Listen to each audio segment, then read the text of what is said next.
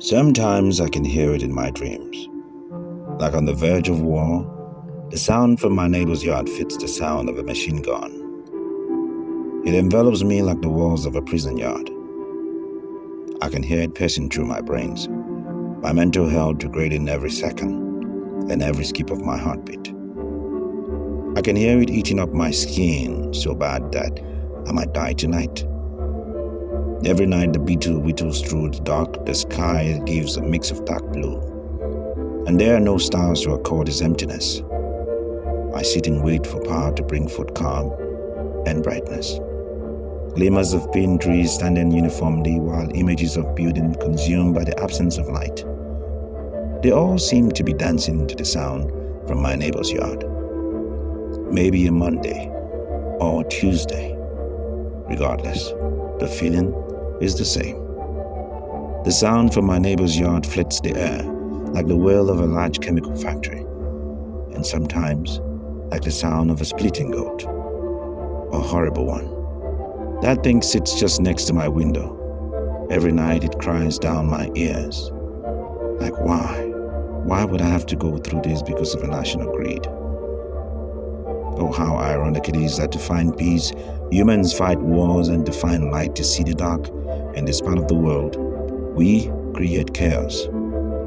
It is not surprising that every little thing here embraces the extremity of life that makes little or no sense. The other day, the wind took the better part of my day and turned it into a movie scene. It made it look like the part where the Israelites ran through a divided sea and water took shape like a water fountain.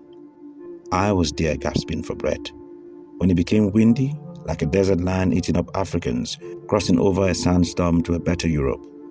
I thought this was it. Oh, what peace I thought I had found that night, while the weather was good for a sweet dose of breeze and quiet.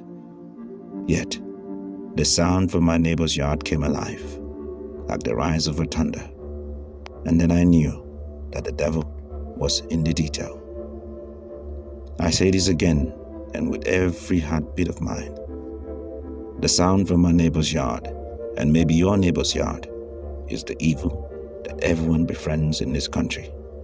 It is the good evil that nobody prays for or prays against. My name is Uncle Don, and you are listening to This Thing in the Mud. There are days that I sit and write poems like this, and it is depressing, to be honest. My neighbor has a generator set which sits just next to my room window. Now you might be wondering why this is dropping on a Wednesday instead of a Monday. Well, obviously the poem you just read says it all. I haven't had constant power for so long, and for the past few days it has been troubling. It has affected my work, and I have been like some guy looking for answers. The Nigerian National Electricity Power Grid in my country has broken twice now in 2 months. From Abuja to Lagos, everyone is complaining about the lack of power supply. Of course, those with alternative power supply get a pass, like what we call I Better Pass My Neighbor down here in Nigeria, which is basically a generator set, which obviously represents the poem that I've just read to you, even though there's nothing really better with constant noise pollution. But yeah, let's just say I haven't been really lucky that much. There used to be constant power supply in ABJ, but the situation is crazy now. And this is coming amidst massive public declaration by politicians of their intentions to be president or governors or senators or whatnot. I don't really care, because I feel like these guys don't really care about what happens to the masses on a daily. So I went a little further to dig into the history of power situation in Nigeria. Because, they say to solve a problem, you have to get to the root. And I found this story where it all began to fall apart. You see, according to an article I read online by some guy called Johnson Aremo, electricity as a source of energy was first introduced into Nigeria by the British colonial authorities in 1896. Can you imagine that? And it was intended mainly to provide illumination and to preserve certain food items and drugs. Now, that's a long, long distance away.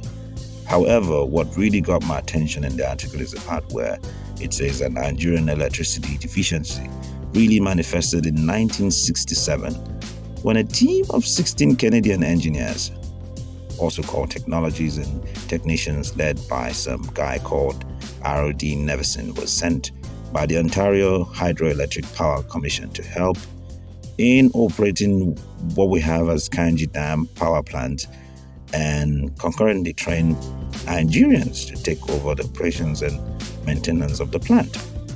Now, laudable as this project was, as early as 1970, these indigenous engineers who had taken over the operations of the dam had started to complain of inadequate funding, which the foreign engineers did not suffer, and which was required to build up the kind of facilities that was needed to place their operations and output on equal level with what operated in European countries.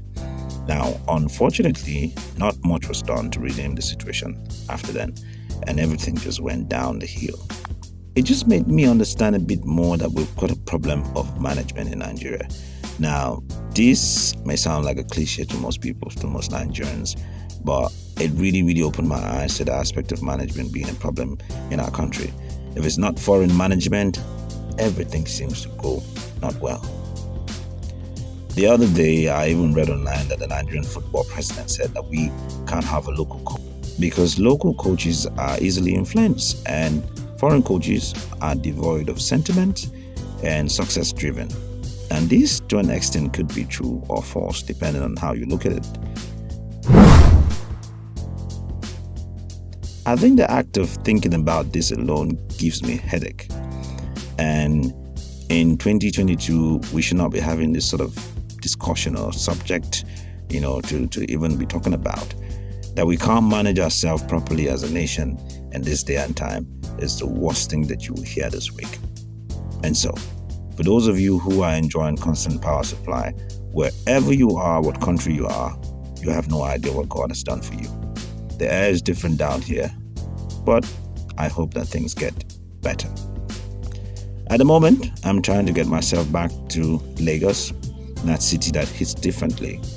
But in the meantime, let me go enjoy some home-cooked meal from, guess who? My mother. And this is what is in the mud.